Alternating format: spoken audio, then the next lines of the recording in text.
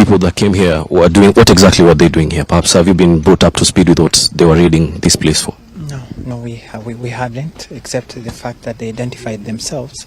Nothing else was put to us except that verbal order. I think that's all from our end. All right. Habari yenu? Nzuri. Namna gani? Asante.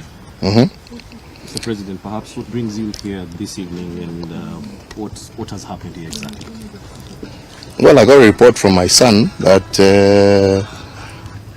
he had come to home, and as he was leaving, the watchman at the gate told him that there were people claiming, because that's all we can state for now, to be DCI officers in a vehicle with Sudanese registration, and claiming that they want to speak and to see him.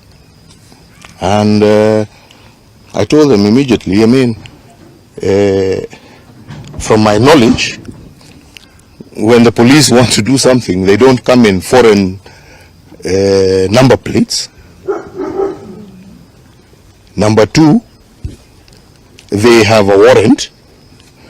Number three, they state their case and they show and produce the warrant that is supposed to allow them to do whatever it is that they want to do. And I told them, don't open the gate. And unfortunately, I was in the office doing other work, so I just told them, just keep the gate closed. And I am now here, and I understand now they have left. Because I wanted to ask them, what are you doing in my son's home? Do you believe this has anything to do with the ongoing protests and, of course, having the opposition claiming the government? Unfortunately, I have no other explanation to give, because all of these things are flowing in a row. I have a whole minister of government staying there that is going to do I don't know what in front of my mother's house. I have people who have been guarding my mother for the last almost 50 years, withdrawn at night. I have now a situation where my son's home is being raided for things that I don't understand. So I ask myself, what does this government want? Because if it wants me, the fact that I've been silent doesn't mean I'm scared. Come for me. What does my mother have to do with anything? What does my children have to do with anything? Kama shida yenu ni mimi, I'm here. Right? Yeah? They know where I am 24/7. Right? Why all this? Intimidate a 90-year-old woman. Intimidate children. Right? If it is me you want, come and tell us what you want. Yeah. Mr. President, they have been claiming that you are behind the Azimio la Umoja protest and you're funding the protest. Perhaps, how do you reply to these statements? You tell me, right? And I have said it severally. And that's why I keep saying, maybe silence sometimes is not right. Yeah. But I have ignored it because I have asked myself, how?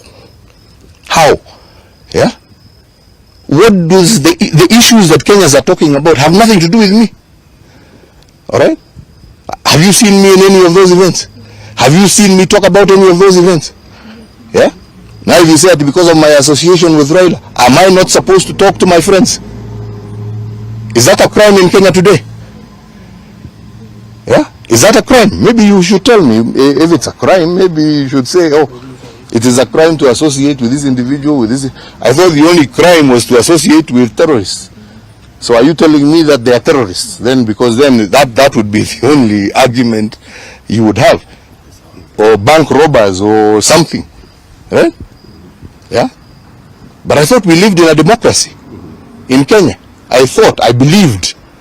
Yes? And that's why I handed over, whatever. I may not have supported this government. Yes? But I accepted the will of the people, didn't I? You all saw me in broad daylight. Was I forced into that field? Right? See, I did what I was supposed to do. So what else do you want? Probably, are there any steps you're going to take after this from this particular incident? This incident, I leave to the lawyers, because they should tell me what they want with my children. Yeah, do they want? They've removed their security. Now I hear they want to remove their personal weapons. So what? Are they wanting to do that because they are planning something? And if they are planning something, yeah, my only plea: don't plan against my mother, don't plan against my children, plan for me. If it is me you want, leave them alone. What do they have to do with anything? Yeah? How many people are licensed to hold weapons in this country? Yeah? Did they not follow the right procedure? Tell us, tell the world. If it's a question of illegal weapons, then tell the world, yeah, these people have illegal weapons. Right? But if they are licensed weapons, how many people in Kenya have licensed weapons? Even foreigners. Yeah.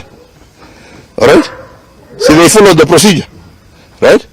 So you withdrew their security. So they're not supposed to defend themselves. What do you want now? What more do you want? Mr. President, perhaps now that this is happening, and does this in any way waver your support for Raila Odinga? Why should it? That is my democratic right. It is my democratic right. Yes? Enshrined in our constitution that Kenyans voted for. Right? That Kenyans voted for. Eh? Mzee Moi died as a member of KANU, and KANU ceased to rule this country in 2022. He died claiming I am a KANU life member. Was there a problem with that? Was there? Maybe you should tell me. Maybe there was a problem with that. Yeah? He died a KANU life member. To his grave, he declared himself a KANU life member, correct? Was there a problem? So what's the problem?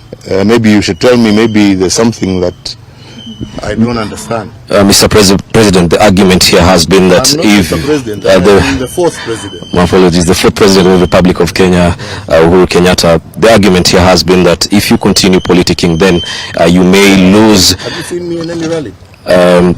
Declaring maybe your support for any rally? Not really, but declaring. Have you seen me in any demonstration? Not really. Have you seen me anywhere except where, and all my functions are public. This government knows all the activities I have been doing, be it in Ethiopia, be it in DRC. I don't do it undercover. They know. Yeah. So which are these other activities? Maybe they should tell us. They're the ones who know. They have the whole system. Yeah. Instead of going onto cars to claim. See, that's what I'm saying. I'm here. Do you have to go and look for my mother? Do you have to go and look for my children? Right? Come for me. I'm here. Yeah? I'm here. In full view of you. Yes. So, if you have those claims, sema. Shida iko wapi? Sema. Yeah. Another question? Yes, please. There are also allegations that you financing the opposition to frustrate the government. To frustrate them from doing what? To frustrate them from doing what? You know, when you're a government, you're elected to rule. You're elected not to rule, actually, to govern. And to govern in accordance with the wishes of the people. Yeah? I am a retired person. Yes?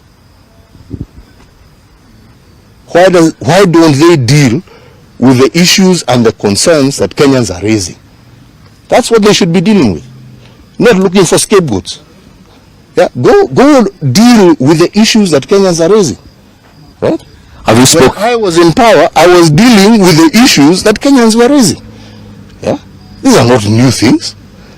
Yes? Have you perhaps had a tete-a-tete with the current president, William Ruto? No. I mean, you have a tete-a-tete with somebody who wants to have a tete-a-tete with you. He has not shown any indication that he wants to talk to me. And as a retired person, why should I go look for somebody who doesn't want to talk to me? you feel like perhaps the safety of your family is being threatened? Absolutely, and that's why I'm here. Yeah, and as you know, I have been quiet. But being quiet does not mean I will not defend my family. I will defend my family, right? And I will defend it to the end. All right? I defended Kenya and I did my best for this country. Okay? You may not think, whoever has that opinion, that is an opinion. But according to me, I did the best I could do for my country. All right? And I handed over when my time was finished. And I will now do the best that I can do to defend my family. Mr. The retired President, you called a Jubilee Delegates meeting on the 22nd, I think, February or May. And the question here is, don't you think that is a form of maybe actively participating in politics, trying to iron out and rest the affairs of the Jubilee Party? No. And I said it when I was even right there on the platform. My idea and my plan was always to surrender my party. But what I completely rejected was the coup that was planned by this government to take over my party forcefully. And I said, let the members decide. But I will not hand over to some puppet group of people, all right, because they have government support. No, that is not democracy. Right? That is not to say that I was not willing to hand over. I wanted to hand over. I was prepared to hand over. But what I found to be completely illegitimate and unacceptable in a democratic state is to be forced to hand over to a group of puppeteers. No. Right? And I stood up and I said, let the members of Jubilee choose who they want to lead them. And that is the person I shall hand over to. And the politicians you're referring to, these were actually your allies formally. Do you feel betrayed in any form of way? I have no issue. They are free to do whatever they want. I can't comment about it. Whatever they want to do, that's their business. Right? My issue is the membership. It is the people. It is the agenda that Jubilee went to the election with. That is what needs to be defended. What individuals do, you go ask them themselves. Me, I carry no grudges against anybody. And with the latest development in the party, I don't, please, why are you diverting to other things? Me, I'm telling you what I am here, what I'm talking to you about, is the fact that when I was president, I defended my country. As a retired man, I am protecting my family. And I will. All right? And I will not be intimidated. Lastly, there has been a call for truce by, members. That's got nothing to do with me. Yeah, so truce, this, truce, that's not my business. Yeah, but leave my family out of it. And like I say, and I say once again, to you who think you can intimidate an old woman so that you intimidate me, who think you can intimidate children and grandchildren so you can intimidate. If you want me, come, here I am. Sijaenda pahali. Msiende kusema huyu ametoroka, ameenda. Niko na watu yenu, wanajua every second, wanajua niko wapi. Yeah. Wachana na watoto, wachana na wazee. Mimi niko hapa kama mko na swali na mimi. Sawa?